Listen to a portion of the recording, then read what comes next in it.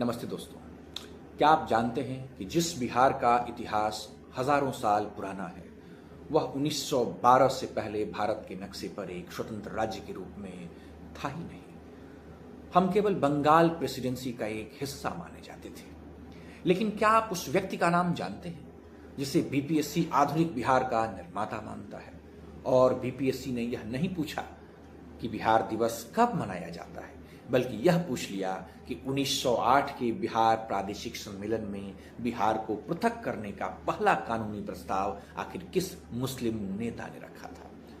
90% छात्र यहां आकर अटक जाते हैं। इस मास्टर लेक्चर को देखने के बाद पृथक बिहार के गठन से बीपीएससी चाहे समाचार पत्र पूछे, संस्था पूछे, प्रादेशिक सम्मेलन पूछे, 1912 की घोषणा पूछे, 1936 का उड़ीसा विभाजन या फिर 2000 का झारखंड विभाजन, आपका एक सिंगल एमसीक्यू भी गलत नहीं होगा। अब आइए देखते हैं अगले 30 सेकंड में पूरी यात्रा का रोड मैप हम समझ लेते हैं कि इस वीडियो में हम कैसे कैसे आगे बढ़ेंगे।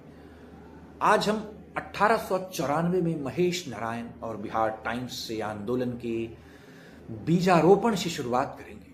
फिर 1906 के बिहारी छात्र सम्मेलन और 1908 के प्रादेशिक सम्मेलनों से होते हुए 1911 के दिल्ली दरबार की शाही घोषणा पर पहुंचेंगे। इसके बाद 22 मार्च 1912 का बिहार दिवस, 1 अप्रैल 1936 का उड़ीसा विभाजन, 1956 का राज्य पुनर्गठन और अंत में 15 नवंबर 2000 के झारखंड विभाजन तक की पूरी टाइम लाइन को समझेंगे और फिर करेंगे जबरदस्त रैपिड फायर रिवीजन।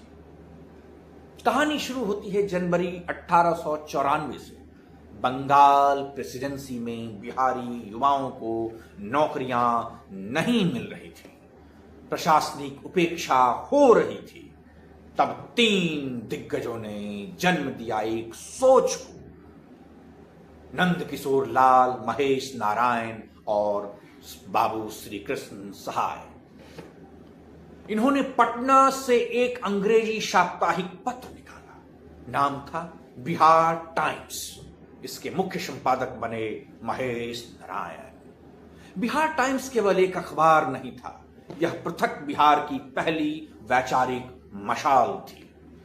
इसी दौर में लंदन से बैरिस्ट्री पढ़कर लौटे एक युवा दूरदर्शी नेता डॉक्टर सच्चिदानंद सिन्हा, उन्होंने लंदन में ही समझ लिया था कि जब तक बिहार बंगाल से अलग नहीं होगा बिहारियों का स्वाभिमान नहीं जागेगा।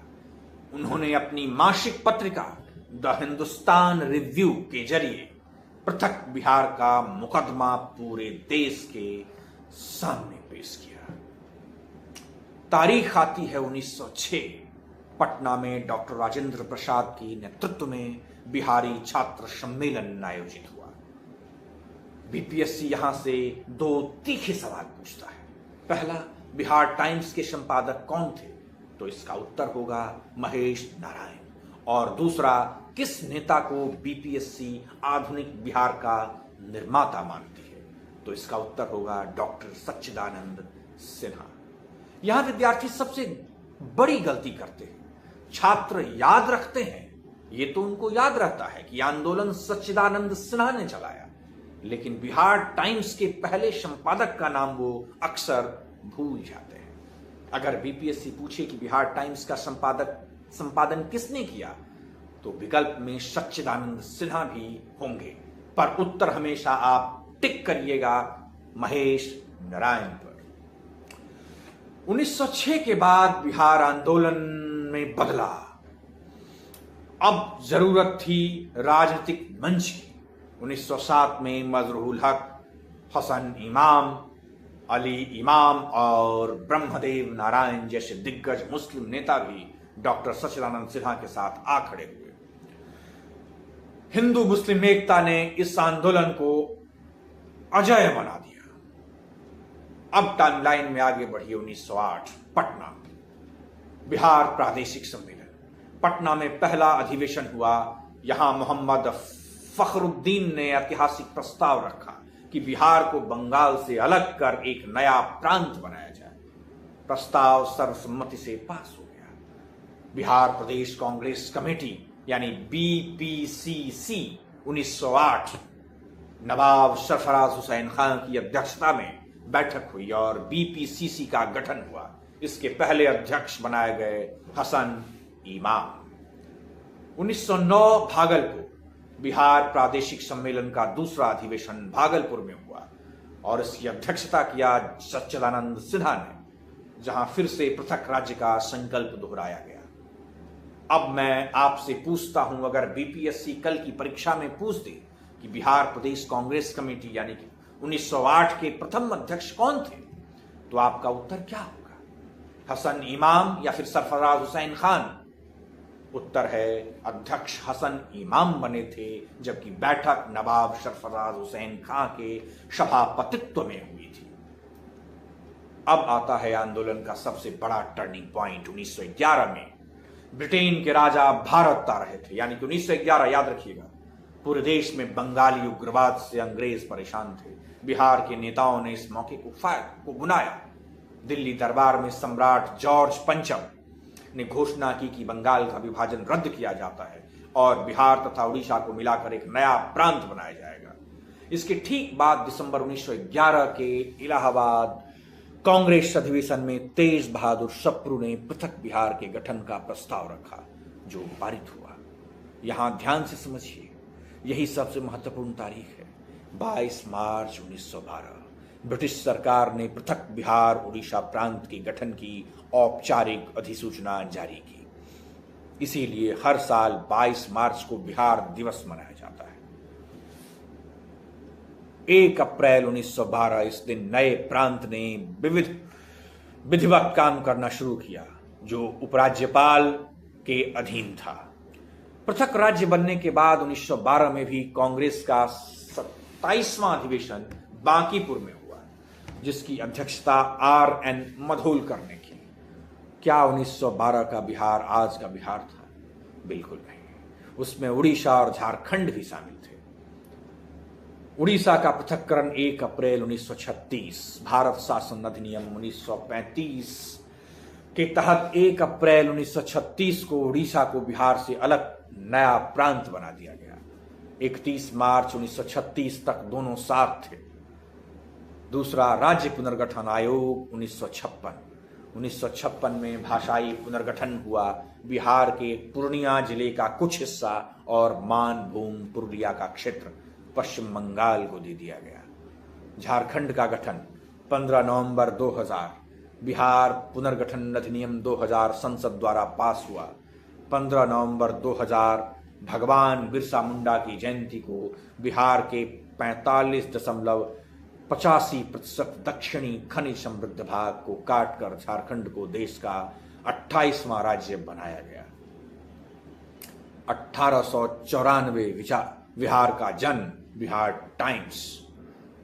1912 बिहार का पहला जन्म, बंगाल से अलग 22 मार्च। 1936 द्वितीय विभाजन, उड़ीसा अलग 1 अप्रैल को।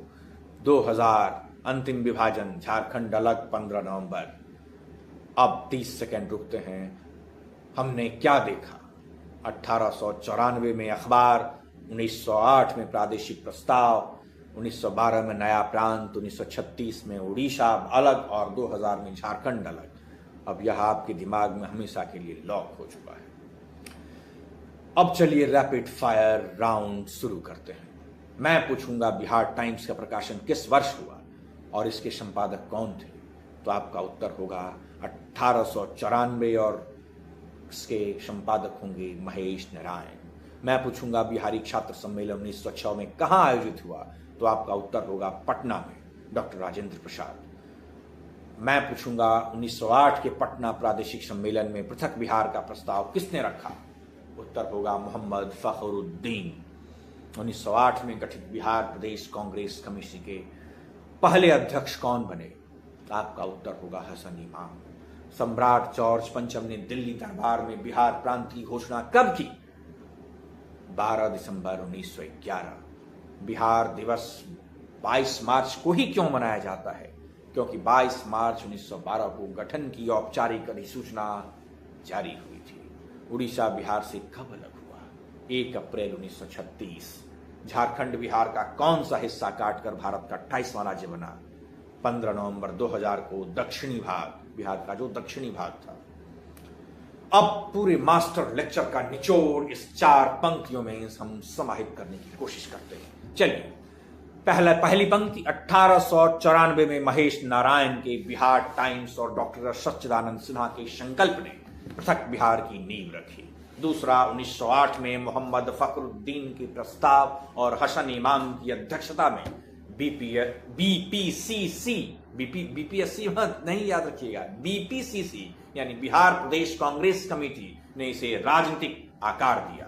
तीसरा, 12 दिसंबर 1911 की शाही घोषणा के बाद 22 मार्च 1912 को बिहार उड़ीसा एक स्वतंत्र प्रांत बन गए और 1 अप्रैल 1936 को उड़ीसा और 15 नवंबर 2000 को झारखंड के अलग होने के बाद आज का आधुनिक बिहार अस्तित्व में आया। तो दोस्तों, बीपीएससी इतिहास की तारीखें नहीं, इतिहास के पीछे की सोच पूछता है। जिस दिन आपने एग्जामिनर की सोच समझ ली, उसी दिन से इतिहास आपका सबसे मजबूत विषय बन जाएगा। मेहनत करते रहिए, कॉन्सेप्ट चमकाते रहिए। मिलते हैं अगले वीडियो में। मेरा नाम है सुधांशु। बहुत बहुत धन्यवाद।